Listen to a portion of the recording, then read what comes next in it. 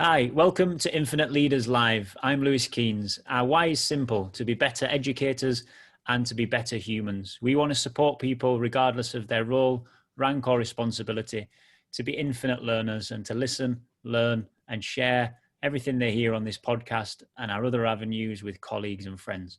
I'm joined as ever by my good pal, Alan. How are you doing, Alan? Yeah, good, Lewis. Thank you. And really enjoyed the shows we've done recently. And I really hope our listeners have learned as much as what I have. And we'll continue to focus on the things you don't get taught at university or in any courses, real life lessons from real life people with real life experience. And we still don't have any posh jingles and we record live. So we're as raw as we were for episode 1. We love your feedback and we practice what we preach. So please do get in touch if you have anything positive or anything constructive to say on how we can improve our podcast. We fully believe in what we do and we really enjoy it. We're privileged to be in a position to speak to such fantastic people. Please join us on social media, Instagram, YouTube and Twitter. You'll find us on, as well as theinfinitelearners.com. And all our podcasts are on podcast platforms wherever you listen to them. So listen, learn and share, and let's dive straight in, Al. Yeah, get your pens and papers ready. There's going to be some gems of wisdom today. Vanita Uppal has been an international educator for 30 years and is currently the director of the British School, New Delhi. She's the proud recipient of the Order of the British Empire, the OBE, in recognition of her services to British education in an international context, becoming the only Indian serving principal to receive this honour in 2014. Under her leadership, the British School New Delhi has won multiple prestigious awards, including the top British International School of the Year in 2018. Vanita is also the recipient of the Women Achiever of the Year Award in 2009, and she's a trainer in classroom pedagogy and leadership and has presented at a number of international forums. Vanita encourages innovation, trusts in the power of collaboration, and leads with integrity and compassion. To serve to make a positive difference is her mantra, and I'm sure we'll be talking about that today. So welcome to the show, Vanita, and tell us a little bit about why you wanted to be a teacher and your journey to becoming the director of the British School in New Delhi. Thank you, Alan, and thank you, Lewis. It's interesting.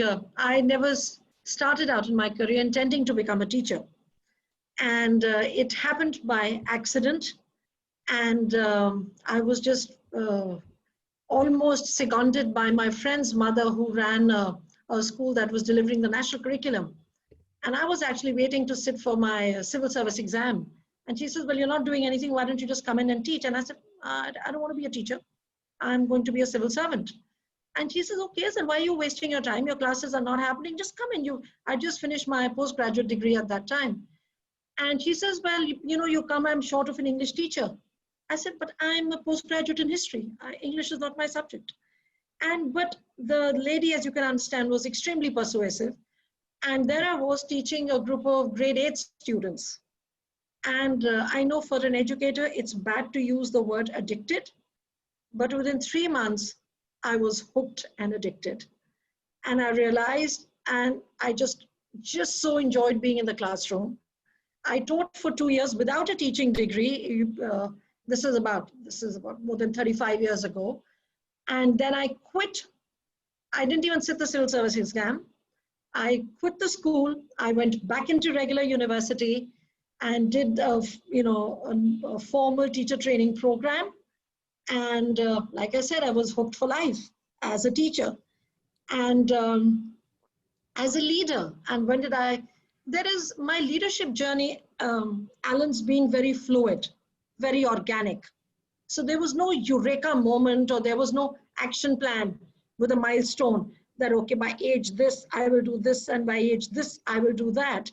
But even as a teacher, I saw myself as a leader. And what did that mean for me when I was a young teacher? It meant that I wanted to do things that I enjoyed doing.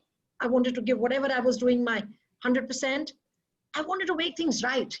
I wanted to make things better. I wanted to solve problems, right?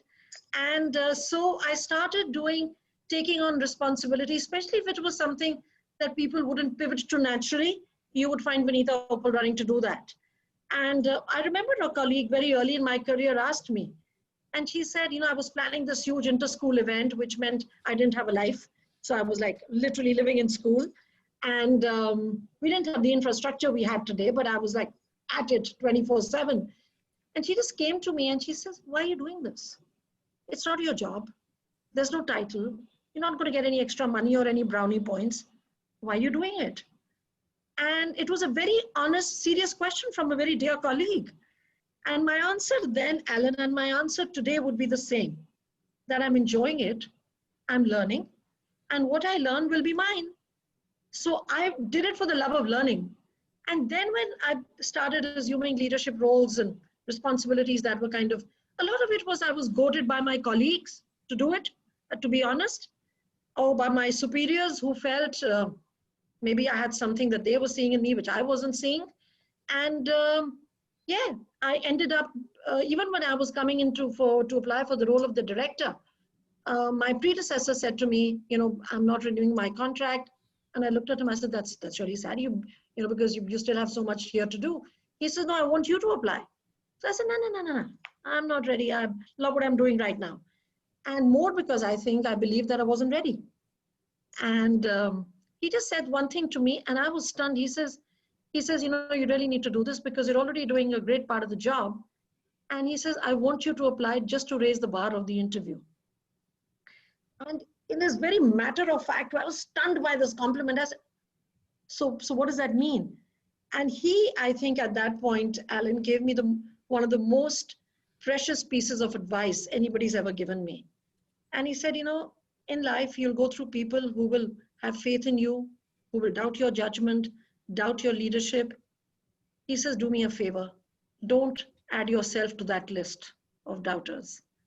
And that has somehow stayed in my head. And I say that to a lot of young leaders, that don't doubt yourself. Raise the bar for yourself and you'll get to it. So that's the journey in a nutshell. I love that idea of why would you doubt yourself if there are other people that are already doubting you? Why would you do that to yourself? Right. And really precious words from a very intelligent man. Yeah. What kind of advice would you give to people that are in that situation where they do feel that self-doubt and they do question whether they're capable of doing things? And obviously now when you're mentoring and coaching young leaders, and a lot of them say, but do you really think I'm ready to do this? And my usual advice to them is that if you don't try, you'll never know. And, if this role requires these skill sets, and me as somebody who's watched you work has seen you have those skills, you have the ability, you have the potential. So what are you afraid of? Don't be afraid of making a mistake. Don't be afraid of failure because you have a circle of support around you. So if you don't try, how will you ever raise the bar for yourself? Yeah. And usually what I've seen, whether it's with students in a classroom or with colleagues, they don't just raise the bar, they go far beyond it. Because you are supporting them and challenging them at the same time, showing them a mirror which they can't see, which I couldn't see at one time. And so what I try to do, Louis, for colleagues around me is my leadership journey was more by accident because people kept saying, do this. One of my predecessors called me the most reluctant principal he'd ever met. And it wasn't that my leadership was reluctant. It was, I just said, yeah, because one of the things I say to young leaders is don't get obsessed with roles and titles.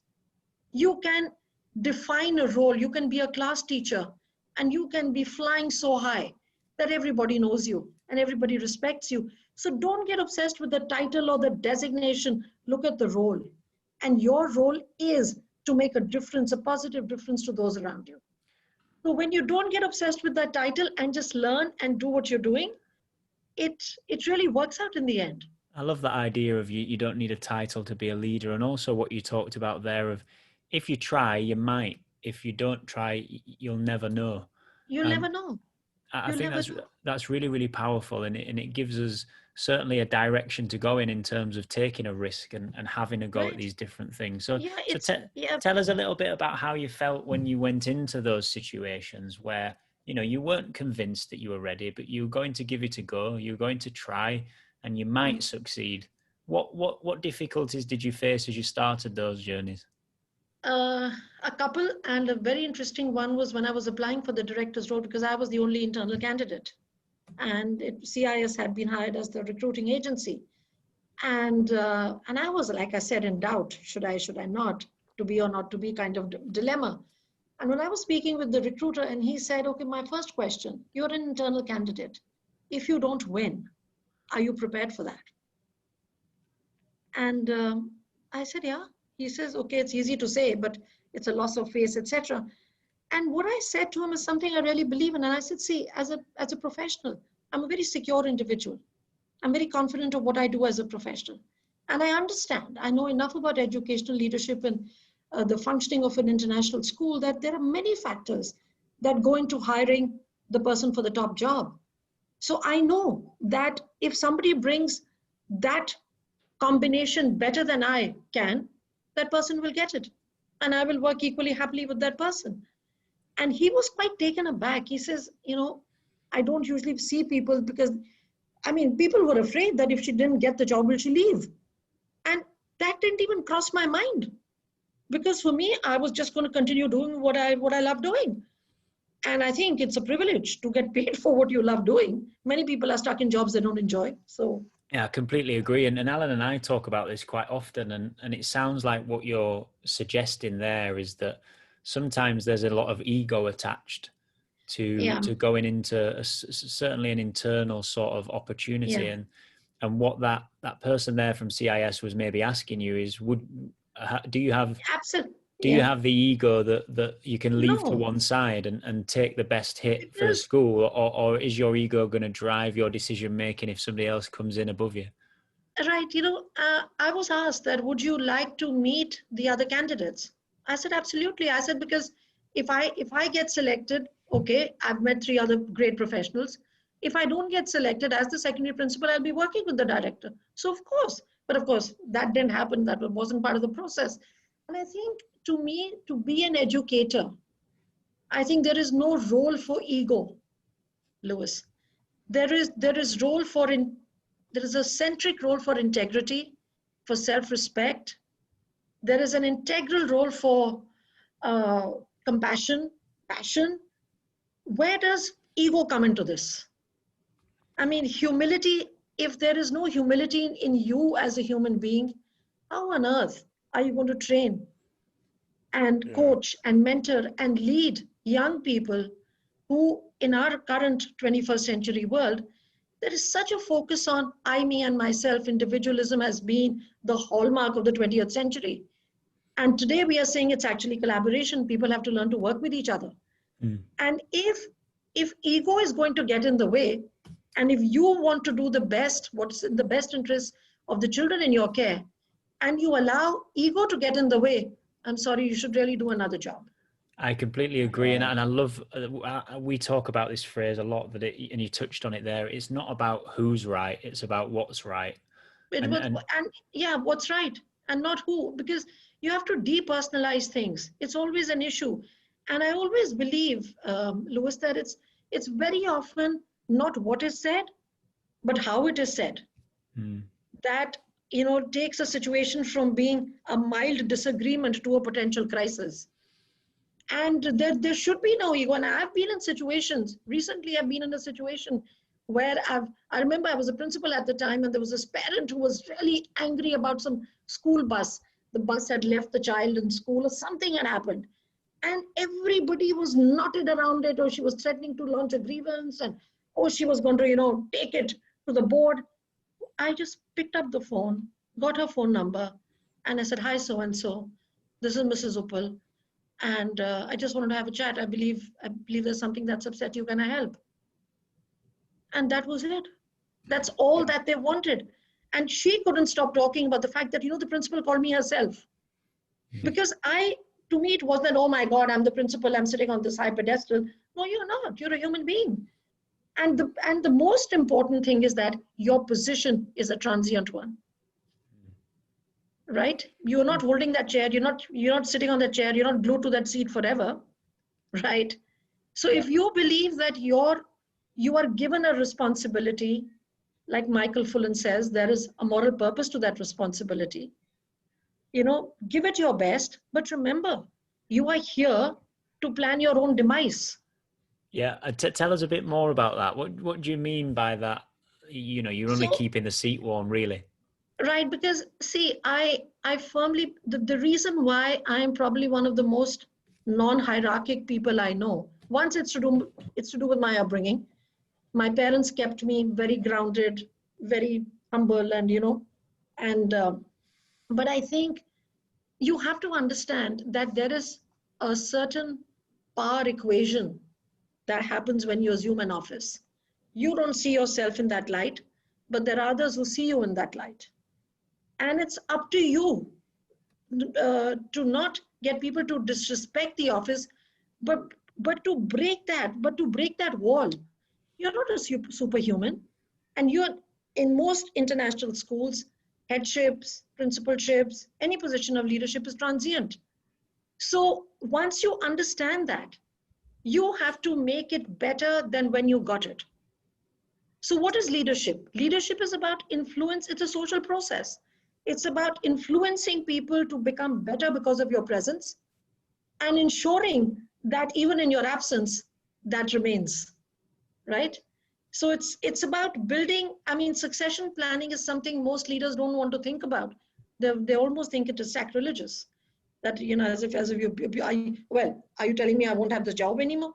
But you have to plan, because if you are committed to what you're doing and you want it to be good and sustained, you have to plan for your own figurative demise. You have to. That links in with the James Kerr sort of approach in Legacy, doesn't it? About Right, the All it does. Blacks. All you're doing is looking after the jersey. Yeah, absolutely. Absolutely. That's what you're doing. You're that custodian. Yeah. Sorry, Alan, you were saying something. No, I fully agree with everything you said, and it really hits home of when sort of Lewis and myself and Simon and Rebecca, we all left BSM and we were looking at that succession planning for a long time. And right, the recruitment that we tried to do was very values driven, and it seems that you probably have a similar sort of vein of that. We don't necessarily look for the absolute outstanding talent. We look for a set of character values and look to mold them. Could you tell us a little bit about your recruitment at the British School Delhi? You've hit the nail on the head. You'll be surprised to know, I'm sure a lot of my colleagues do that, but every appointment to the school, I always meet the candidate, whether it's we are hiring security personnel, a security executive, a classroom teacher, a middle-level leader. The final interaction I will always be a part of. And what do I look for? Like you said, CVs look great on paper, but when the person walks through the door, what are you looking for? Will this person share your values? Will this person be somebody who will say, yes, I will give it my all to the students in my care? Will this person be a team player? Will this person be willing to learn? Will this person actually become a part of a team that everybody wants as in their team, right? And it's not just your credentials on your CV, but what is your vision? What is your philosophy? Who are you as a teacher? And what do you think is important to you as a teacher are some of the questions I ask. And therein lies the answer, right? And I've got your degrees, I've got all the prizes you won and the awards you won, that's all very well. But that's a given, right? But that's a given. I would want you to be a strong practitioner in the classroom. But are you going to be a collaborator? Are you going to be somebody who's going to, know when to stand up and speak and know when to sit down and listen? Are you going to be that person in my team? And somebody who will work and gel with the team and understand. And it's not about a group thing, Alan. It's not about you want people who are just like yourself, but you want people who will bring in that voice of dissent, who will have the passion and the intellect to bring in that differing opinion. But the one thing I will hang on to is respect. And do that with respect. Defer, have a difference of opinion, have an argument, thrash out an issue, but do it exhibiting respect. Because to me, that is very, very important. And especially in an international school, because you are appreciating, you're training your children to appreciate multiple perspectives. And if you can't do that in your own boardroom or in your own meeting room, it's really worthless then, isn't it? It's pointless. You talked a lot there about the different values that you're looking for, and you mentioned within it, what's the teacher's philosophy or vision. And I want to come back to something Alan said in the introduction. I think it was to serve to make a positive Yes. difference. It is your personal mantra. Can you tell us a little bit more about that? It's beautifully simple. Yeah, it is, because I believe my role, and I hope I don't come across as a glib politician when I say that, but I have always believed that to lead is to serve. And you are doing this because I believe schools especially, and we've had Sir John Jones say that millions of times, that 99% of your success is about positive relationships and personal connections. So schools, more than any other industry, are about people. And valuing those people and making sure that whether it's a student, whether it's a member of your support team, whether it's your teacher, that your presence, your interaction is enabling them to become the best versions of themselves. And that is going to have a cascading impact on the whole community. So I think leadership is a lot about service. It's about having the resilience of a rock, actually, at times, because we all know leaders have to weather some very difficult storms, difficult terrains.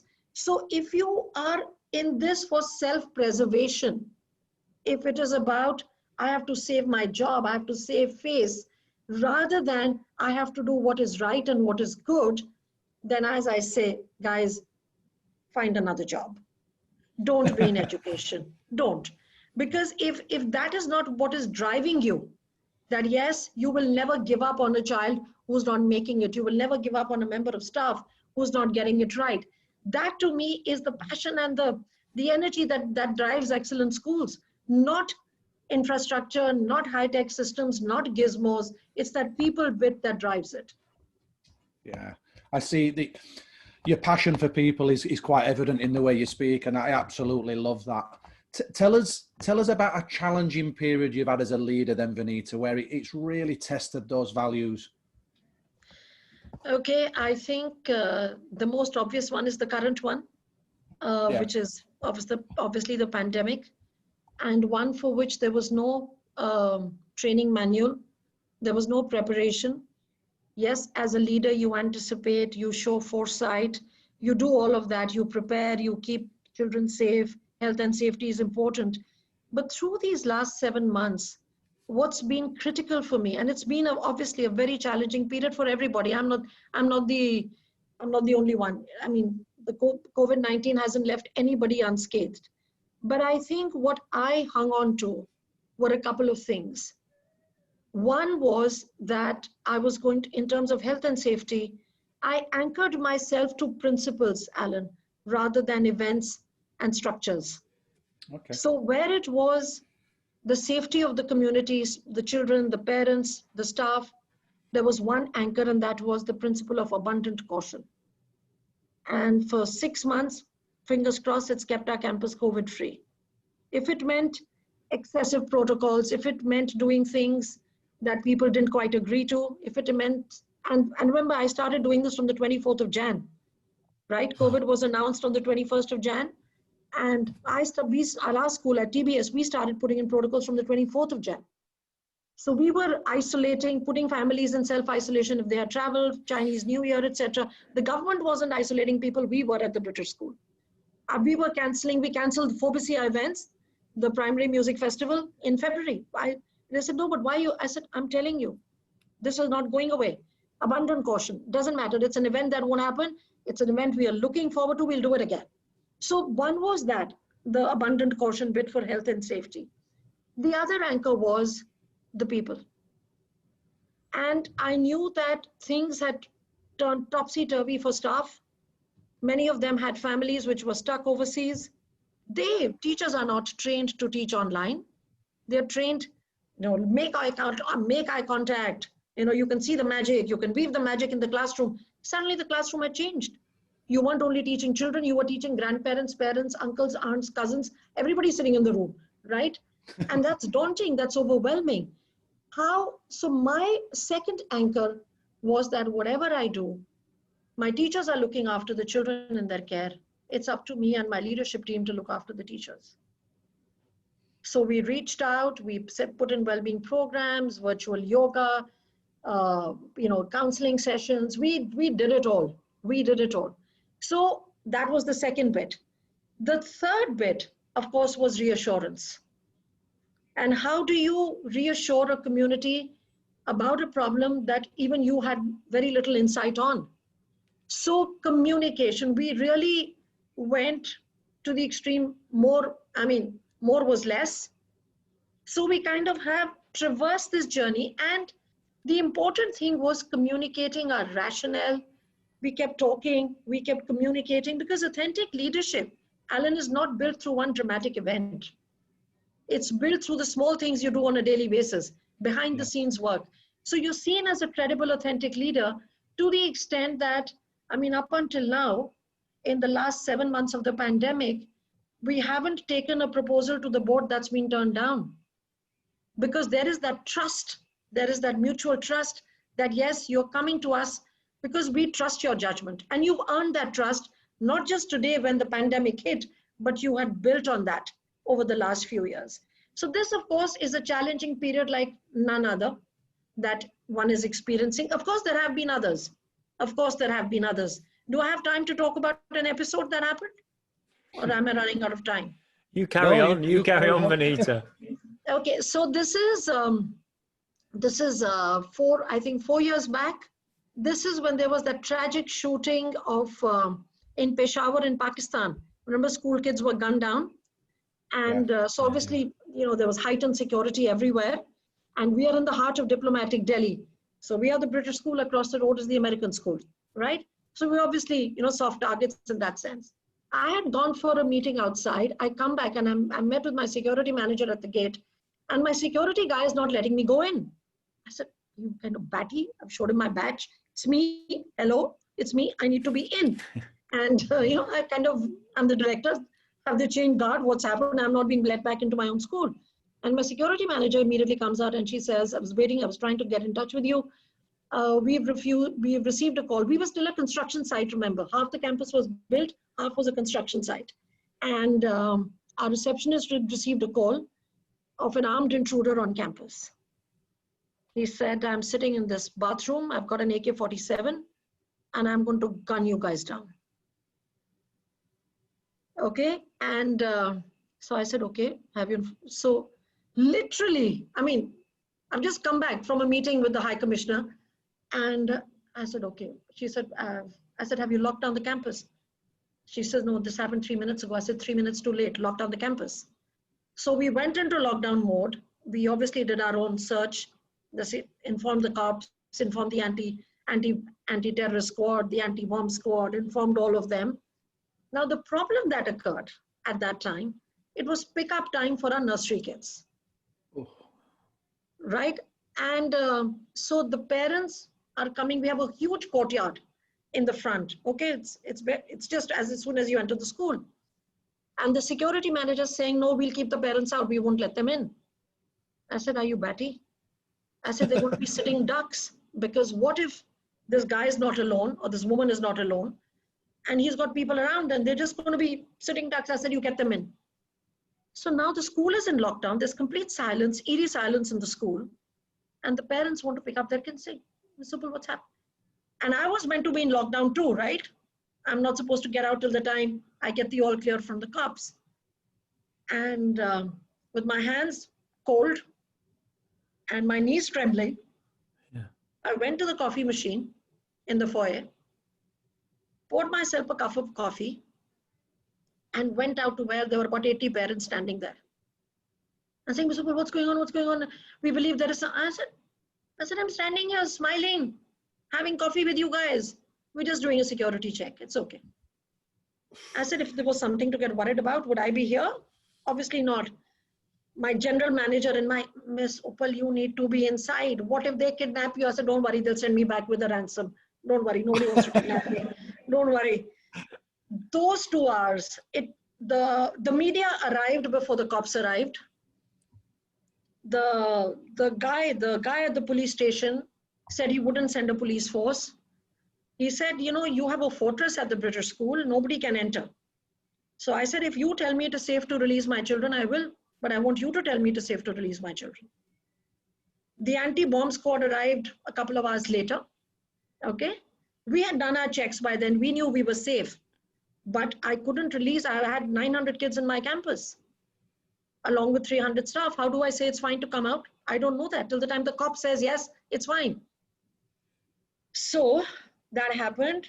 At that time, I had phones from about 18 embassies, high commissioners, children, everybody, because this spread like wildfire. Like I said, the media arrived before the cops arrived.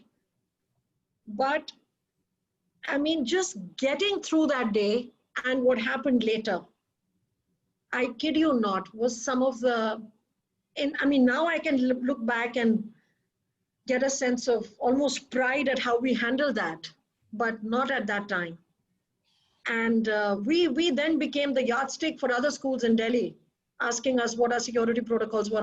And one parent asked me, he said, you asked my children, the teacher said to the children, you have to bend and you can't come out from under here. My child was so traumatized. If you knew it was a hoax, why did you make my child go through this trauma?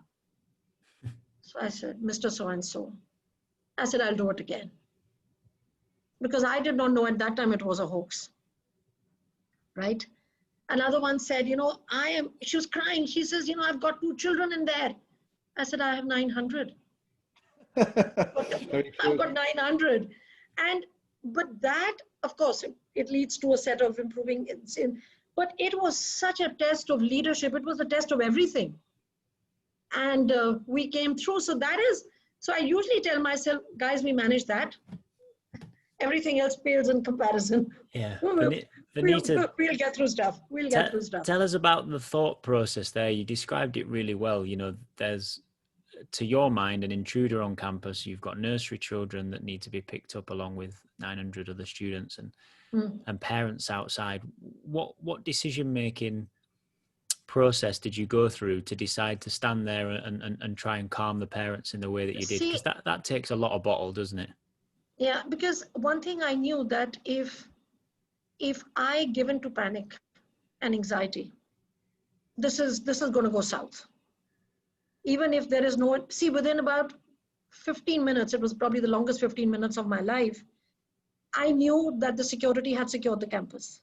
But we were pretty sure that there wasn't any, but I wasn't 100% sure because I hadn't obviously looked at every crevice and every cranny. But I knew that I had one agenda. Louis, and that was to keep everybody safe. I said, no matter what, nobody here is getting hurt under my watch. And I'm not giving into panic. It's not that I wasn't scared. Boy, oh boy, was I scared. I was worried. Do they have people in buses? Have they, put somebody in a bus? If they miss the attack here, will there be somebody on the bus? You can't even imagine the things that were crossing through my mind. But I had, sorry, yeah. No, I'm just trying to unpick that. So as you went through the possible scenarios in your head of how do I handle this? What do I do? What was your biggest fear? My biggest fear was children being held hostage. That was my biggest fear. Or somebody getting actually, seriously hurt. I had a very good team with me. I had my principals, I had my deputies, my own personal assistant. I'm absolutely amazing. The board chair was with me. She had come into school for a meeting and she stood by my side. The security manager was there. So I knew that I had people I could cascade information to and keep it safe. But you can't even now when I'm talking to you, I'm getting goosebumps because I'm reliving those moments, that half an hour, 45 minutes, which was, and then the phone calls, it was that bit was equally significant because how you communicate in a crisis is obviously very critical. Mm-hmm. So again, that was lesson learned on the spot in the job. And why did you decide not to tell the parents what was really going on? What was the key driver to that? Because the key driver to that was our protocols say that you inform parents once you have the safe, you inform them once it's all clear. I knew that if I told the parents, it would not serve any purpose. It would just get them, absolutely anxious. They would not be in a position to help. And it would be another another scenario for us to deal with, when the biggest thing we had to deal with was the safety of the people inside. So it was that, and I was asked that question, that why didn't you tell us immediately that there was an intruder on campus as soon as you heard? And I said, because, I mean, tell me, I mean, if a pilot is flying an aircraft, if he knows the plane's going to crash, is he going to tell the passengers we're about to crash? No, he's not. What's he going to do? He's going to try and keep their morale up and manage the situation to the best of his ability, especially because there was an unknown. You see, if I was sure that this had happened, yes. I mean, if there is an earthquake, there's a tremor in Delhi, I will tell the parents there was a tremor and we did this. But I didn't know. It was literally the unknown. I didn't know at that point. So it was just to keep the adults calm, and then the children can be managed. Our little EYFS kids were playing hide and seek. That's what the teachers made them do, which was brilliant. So yeah, I think the community just grew so much stronger and closer after that. There's always a silver lining. And it sounds like an incredible decision that you made. Yeah. Sorry. Vanita, what did you learn about yourself during that point? What I learned about myself, I can do this. Yeah. I won't let my people down. I think that was a huge moment for me. One thing I also learned, that as a diabetic, you don't stay hungry. Because I almost passed out myself. I almost passed out myself because I hadn't eaten for 4 or 5 hours. But yeah, I think, and I also realized that it's so important. I mean, your humane side is so critical in a crisis. And that is what's going to get you through. I mean, the parents were so thankful because of the way we dealt with it. And that comes back to connection and people, and it comes back to a little bit of social intelligence, doesn't it? Of making a judgment right in the thick of the moment. And you know, that was obviously a really positive decision in the end that prevented chaos and panic, and the children were safe. I know we've talked a little bit about ego and humility, and I wondered if you could share with us maybe one of those times where you got something maybe a little bit wrong, or you made a mistake in your leadership that has really, in retrospect, helped you to develop, or in retrospect taught you a lesson that you felt maybe was a good thing looking back. I think if I look at a leadership mistake I have made, give me a moment. I think one of the things maybe I didn't do quickly enough in one particular situation was to make a clean break when I should have with a colleague. I kept, because I'm a great believer in the goodness of people. And I continue to believe that compassion, reason, rationale would get through. But I just wish maybe I had made the final decision a little sooner rather than later, and saved myself, me personally, not the school, but saved myself a lot of personal angst if I had done that. And kind of, you know, in my little rosy world where I think that, you know, there is something good in everybody, and you appeal to their conscience and they will listen and act according to their conscience. I think it was a bit of naivety. It was a bit of wishful thinking, and hope that the person would behave the way you expected them to behave. So I think that was a lesson learned. That, you know, that was a lesson learned. So you're talking very much about that stage that you break a relationship with a colleague or somebody that you're working alongside. Yeah.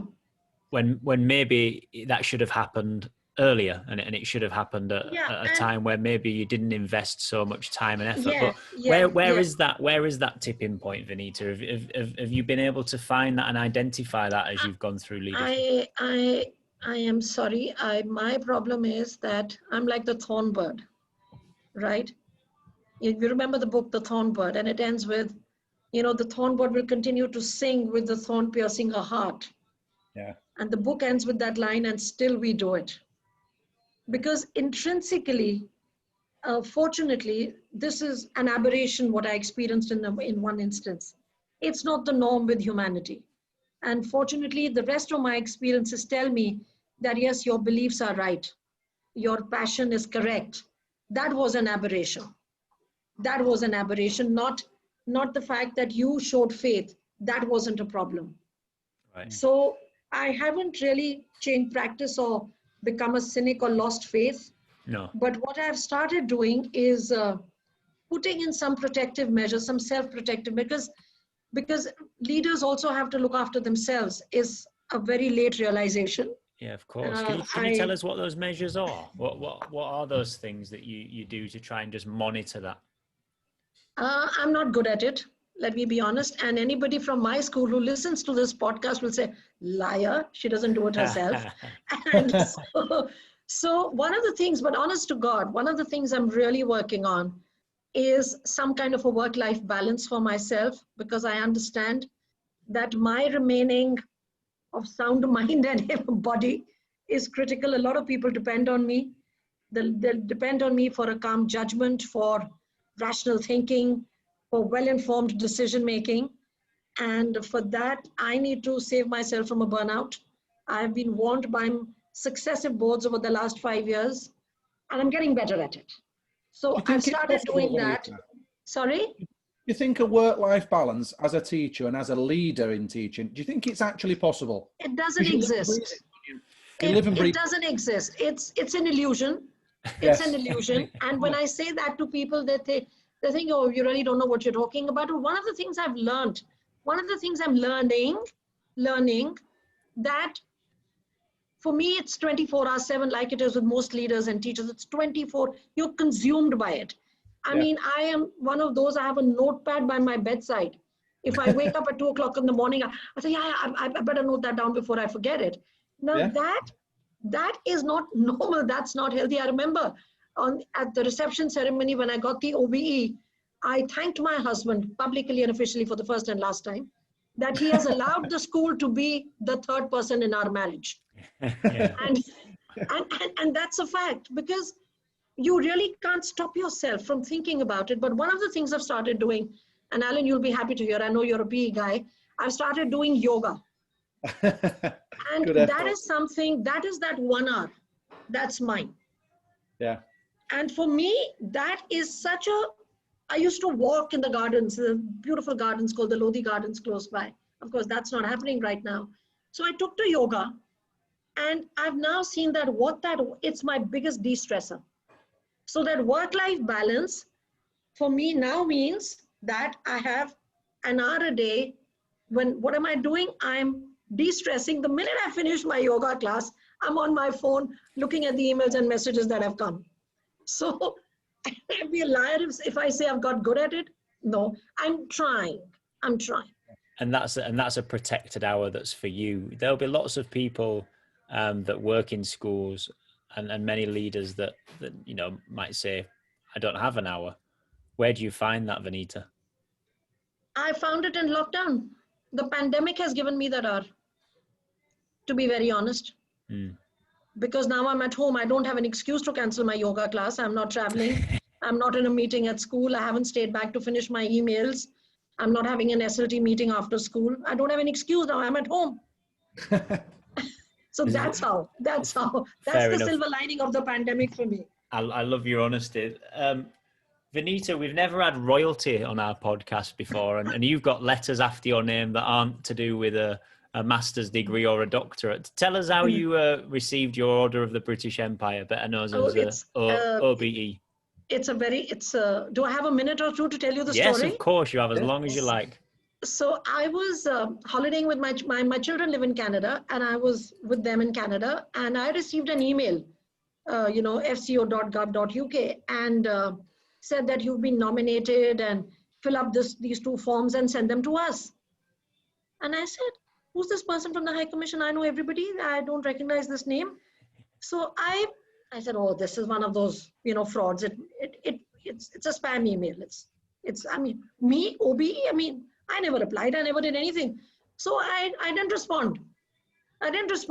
You just ignored the OBE email. No, because I didn't think it was real. I've done that. No, I didn't think it was real. I said, why would anybody give me an OBE, right?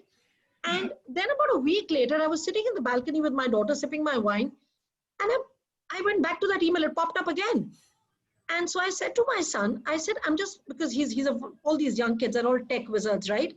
So I said, can you just see if this mail is genuine? So he went and he said, Mom, it's a genuine email. Then I hadn't even seen the attachment. There was an attachment from the then High Commissioner, Sir James Bevan. And I recognized his signature. And I said, you mean this could be real? So you have to fill up 2 forms, right? That you have to say that if you're given it, you'll accept it. And then there is another form which has more details. So I said, but Sir James would write to me, right? He knows me. Who's this person? I don't know this email in the High Commission. Anyway, so I said, okay, but this is authentic. So I filled in that form and forgot about it.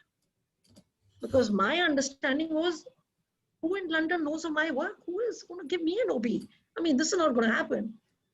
And then about 5 months later, I was sitting at a coffee shop with a friend, and nobody said a word to me in these 5 months. Nobody. Nobody has written an email. Nobody has said a word. And I see this personal email now from Sir James Bevan saying, I'm delighted that OB has been conferred upon you. And I jumped up in that restaurant, spilled my coffee over my friend's lovely dress. And she's saying, what is this? I said, I can't believe this. She said, show it to me, show me what it is. And imagine. So what is it the first thing you want to do when you get something that's out of the world like this? You want to tell your family, right? My husband's on a flight from Paris to Toronto. He's unreachable. My foolish children, who are 10 hours behind, are sleeping, right? And I'm saying, and because they said you can't announce it yet, the High Commission has to announce it. So I can't tell other than your family. So I said, okay, ring on my sister. And I ring her up. She said, yeah, good you called. I was selecting a sofa for my living room. Can I just show you the picture? Somebody take this seriously. Somebody take this seriously. But the rest that followed, I mean, it was a huge honor for the school, a huge recognition. And there was this grand reception that the High Commissioner hosted at the High Commission. My aunt flew down from Edinburgh. Everybody, my closest friends, colleagues, alumni, were all there at this reception. It was lovely. It was lovely. And I got to thank my husband. Never again, never after. You're showing a lot of humility there to say it was good for the school and to thank your husband. But absolutely. See, there is no one woman or one man army, guys. Leadership is collaborative. And that's what I say to kids as well. I said, when you graduate and when you achieve something, don't think it's yours, because a lot of people have played a visible or invisible role in your journey. Do you ever take a moment though to appreciate that, maybe you have done well, and when you sat sipping your wine with your kids to just have that reflective minute and think, yeah, I'm pleased with that. I'm happy. I was over the moon. Yeah. I was over the moon, and I won't tell you what happened at the reception and the after party, but I was over the moon. I was delirious with joy. I was delirious with joy, because it was an affirmation that I had not sought. It was a validation I had, in my wildest dreams, never thought would come my way. And it was an absolute, I think it was a huge high point, and one, I don't think I've beaten that yet, but yes. It'll take some beating. Well done to you, Vanita. We're going to ask you a few quick fire questions now. Sure. The first one is what book are you reading at the moment, and is it any good? Would you recommend it? Yes, I would. It is by Jules Bremer. It's 39 weeks. It's let me see. I think the book. Yeah, Life Behind the School Gates. Okay. It is incredible. It's authentic. It's hilarious. It's wonderful. Oh, it is amazing. And it is so easy to read. Read it. It's real fun. Super. We will. You've talked a little, again, about humility, about leaving the shirt in a better place. I want to ask you about legacy. Does leaving a legacy matter to you as a person, as a professional, as a director? Yes, it does. Yes, it does. In the most, it's not in a personal. It's not due to personal vanity that you want to leave a legacy. The legacy should be that excellence is sustained. That's the legacy. That people understand that yes, this is what you work for, you strive for, and you don't let it go. You don't let it go. Hang on to that. So your legacy would Yeah. be where you've set the bar. Yeah. Yeah. Nice. I Challenge like that. yourself. Yeah. Yeah, lovely. Really nice. One of my favourites now, Vanita. Which three leaders in history would you like to go out for a meal with and have a good chat? No, I'm a history buff, right? So, okay, Yeah. my first probably would be Gandhi. Not Yeah. because of, that he's such a tall leader and what he's done, but his witticisms, his one-liners, they were epic. They were epic. And you see that, here is a man who led a freedom struggle, and yet there was such a naughtiness, a wittiness to him that I really would love to have kind of seen. I would have liked to meet, I'd love to go out with John F. Kennedy, not just because he's handsome to boot, but probably after the Bay of Pigs, and actually sit down and do a debrief with him. How did that pan out for you? And maybe after the Cuban crisis was over, that what were the lessons you learned? And I would have loved to do that. And I think the third would have to be Churchill. I am dying to know whether his legendary one-liners were actually pre-rehearsed. I wanted to ask him that question. But, his leadership at such a difficult time, there's just so much to learn. There's so many giants in history, right? But these three would be, if I could, I would. I like that. If I could, I would. And we'll finish on our last one. Our website is the www.theinfinitelearners.com, and all our taglines are about learning from experience. And what does infinite learning mean to you? What do you reckon? I think it's the understanding that you are not the reservoir of knowledge. Knowledge is different from wisdom. And it's not just important to be knowledgeable, it's important to be wise. And wisdom comes from reflecting on your experiences, using and applying the knowledge you've learned. And it has to be for good, for the good of others. It cannot be for your self-preservation. So yeah. I think that's what infinite learning would mean to me. Wow. Thank you, Vanita. Thank you so much for joining us today. I've thoroughly enjoyed that, and I had a good laugh along with some incredible messages and some wisdom that you've dropped in there yourself throughout. So thank you very much for your time. Thank you. Really enjoyed it. Thank you so very much, Alan and Lewis. Thank you so much. Thank you. Bye-bye. Cheers.